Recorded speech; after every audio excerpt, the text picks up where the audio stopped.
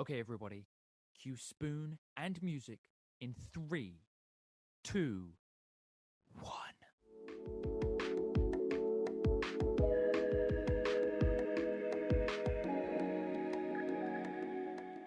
Yo guys, welcome back to the SpewnedIt Podcast. My name is Joel Brown. This is my good friend Jensen Anderson. It is a pleasure to be here with you guys today. Before we go anywhere else, chug a cheeky like and subscribe on to our channel. We're making these videos basically week in, week out. We're taking a step up from season 1. And for those of you that don't know what I'm talking about with season 1, feel free to go check it out at your own safety. Okay, please remember, we were beginners and we've taken a step further. Gents, before we go any further, man, how are you doing today, bro? It's good to see you. Good to see you too. As always, it is just so much fun to connect and get on the show, and it's just one of the best parts of my week, and I love hanging out, talking, shooting the crap, having a good time, and just discussing things. And yeah, it's great. And how are you, my friend? Mate, I'm doing okay. I'm doing okay. So it's been a mental last few weeks. But like you said, I really do just enjoy having this a bit of a midweek, just kind of bonus, really, that I can look forward to. Did you say shooting the crap before? I did. Yep. Is that a thing? Is that because I feel like here Sure. people say shooting the breeze. But Oh, yeah, that would have been good too.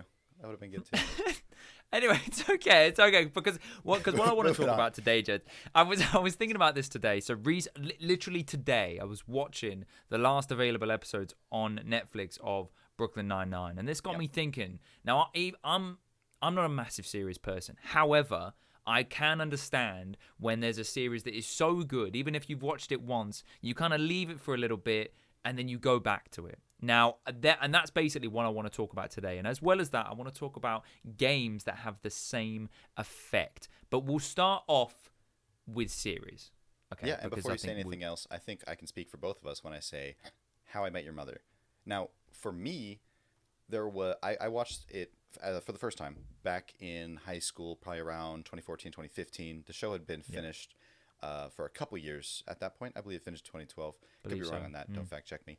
But I enjoyed it when I watched it. I was invested in the story and the characters and all that.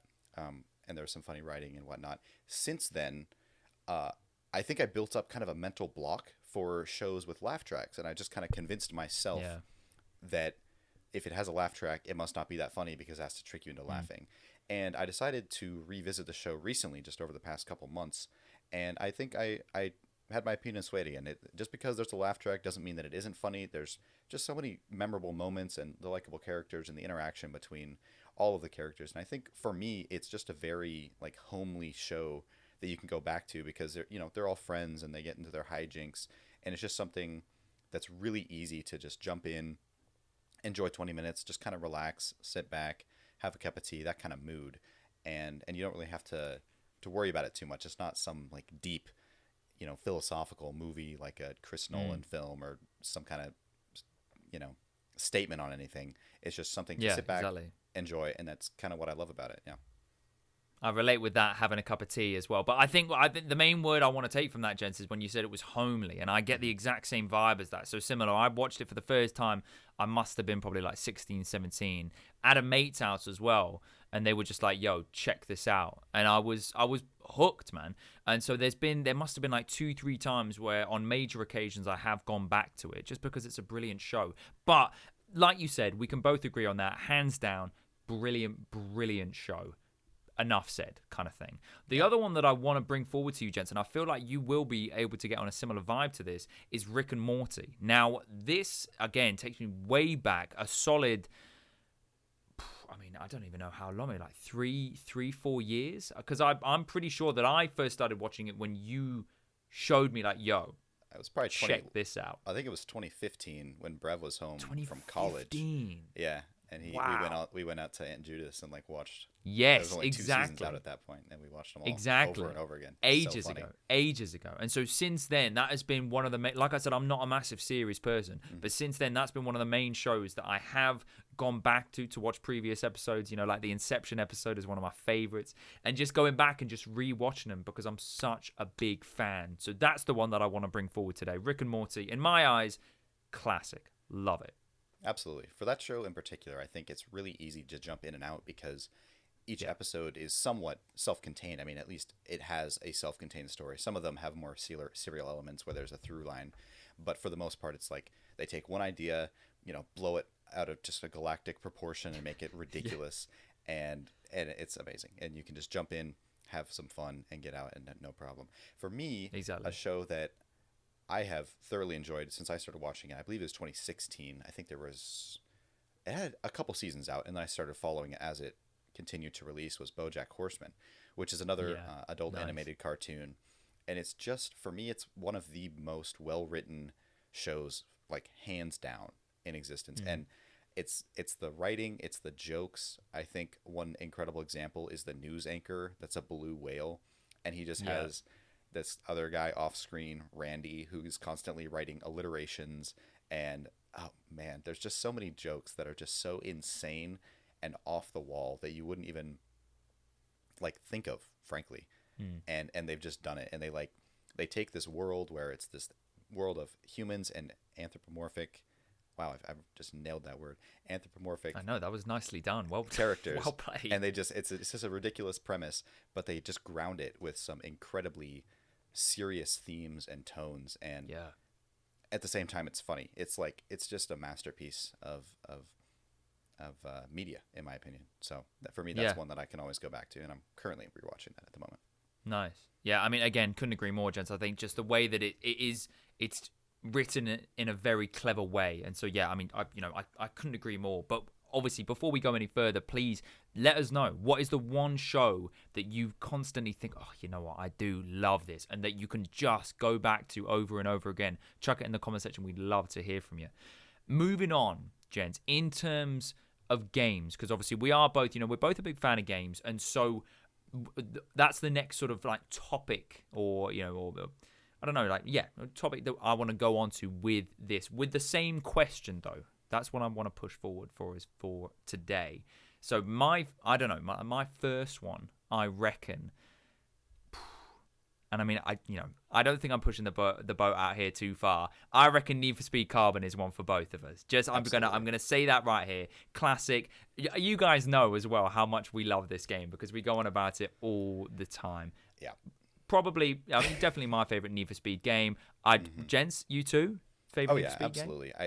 game? And for me, it's like half of it's the game and half of it's just the time we had together playing it, because it's not a cooperative game at all. But the way we'd play together was just, we'd trade off doing races. Joel was a god of the drift race, and that was like his specialty. My specialty was doing the canyon races, and I was, okay at those. And so I do Undisputed that. Canyon King. Undisputed. And I remember one time, actually, my mum saying, so I think I was like, obviously we were going to hang out, and I was like, and I said to her, I can't wait to play Need for Speed with Jensen. And my mum was like, don't you guys want to do something together? And I said, stop right there. You do not understand. We're one and the same when we play Need for Speed Carbon. Good times. Really good times. Okay, but gents, again, what is the one game where you're like, you know what? I can go back to this again and again and again. What is the one that you would bring forward for us today? Yeah, that is. I mean, it's a hard choice. There's a number of games that come to mind. The one that comes to mind at the moment, because I'm currently in the middle of replaying it on 2 different platforms, as a matter of fact, is Republic Commando. One of my all-time favorite games.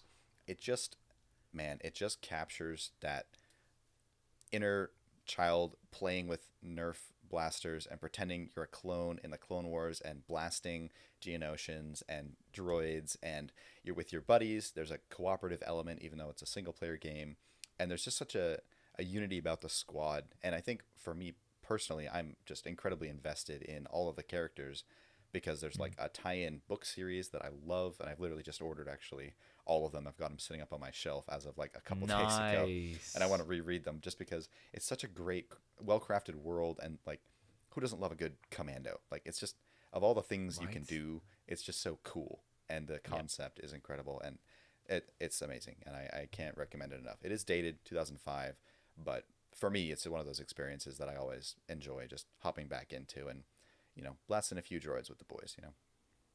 I think the thing is, just to make a quick note, because yes, firstly, I couldn't agree more. Again, we've got brilliant options here today. The one thing about a slightly older game, or even a slightly older I mean, maybe less so with series, but especially with games, if it is slightly older than, maybe what most people are playing, often that shows the quality that shines through, because it means there's quality in the story, in the characters, and the backstory of the characters. And it just means that, a lot of work was put into this game, and I can acknowledge that by how much I'm enjoying it. Now, I want to jump straight on to another classic for us, Jensen, Age of Empires 2 especially, right? What a game. The amount of, I used to get battered by these guys. For all of you out there, Jensen, obviously your older brother, Brevin as well, used to wipe the floor. But I would do my best, and I tell you what, on those Saturday mornings after a sleepover, it was just a good time. It was just a really, really good time. I think my favorite was it was either the longbow or it was the throwing axe boys, because you just get loads of them, and then you get them in a big circle, just absolutely flinging these massive axes, and it's just infinite. You're like, where on earth are they getting these from? But they were, oh man, what a game! Seriously, seriously good memories. Which basically like all of these have been. So it's nice. Always taking a trip down memory lane. And again, we want to hear from you about this, because obviously with something like this, the nice thing about a series or a properly good game is it is something you can go back to, dabble in it for a little bit, and then, just get on with your normal life. You know what I mean? So it's always very exciting. And so, like I said before, chuck it in the comments below. Obviously, we will read them out, and we'd love to hear from you. For the moment, gents, do you know what time it is? Yeah, Joel, I think I do. The wind-up, the pitch. This week on Jensen's Pitch from the Past. This, of course, is when we take turns trying to bring back a childhood memory that we think has lost a little bit of magic over the years. Last week, Joel tried to sell me on a portable crumpet warmer. I thought it was a decent idea. But this week, Jensen is going to try to sell to me an adult version of Cops and Robbers. Take it away, Jensen. Joel. Thank you. Now, when we were but youngins in Uganda, we used to play a very intense version of Cops and Robbers. On our bikes, we would ride all around our off-road paradise, attempting to run each other off the road or path. But nowadays, we're all a bit more grown up, and with growing up comes money. And with money, you may see where I'm going with this, you can afford to buy better toys. Now, what I propose is a big boy Cops and Robbers playset with 2 dune buggies that are designed with infrared interactivity, such that when the cop dune buggy gets in range of the robber buggy, it will disable the engine and allow for a foot race, which will give us much needed exercise. So it's really a 2-for-1 exercise and, big boy driving dune buggy playset. But Jensen, what about those of us out here that are screaming to you, Jensen, we have no money. What do you propose?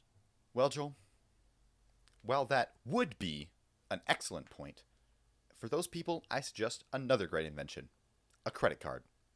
Thank you. Wow. Brilliant. I love that, Jensen. Personally, I'm going to score that on the score chart on 5 out of 12 centimeters, which I tell you what, I'd buy it. So that's pretty good. Well done. Well played, sir. I'll take it. That's almost a Have a bow. Thank you guys all so much for watching. This has been the SpewnedIt Podcast. We love doing this, and we hope you have enjoyed this week's episode. Please drop us a subscribe. If you want to see more, drop a like. Leave a comment. Tell us what shows you are watching or rewatching. Same goes for games. And we'll see you next time.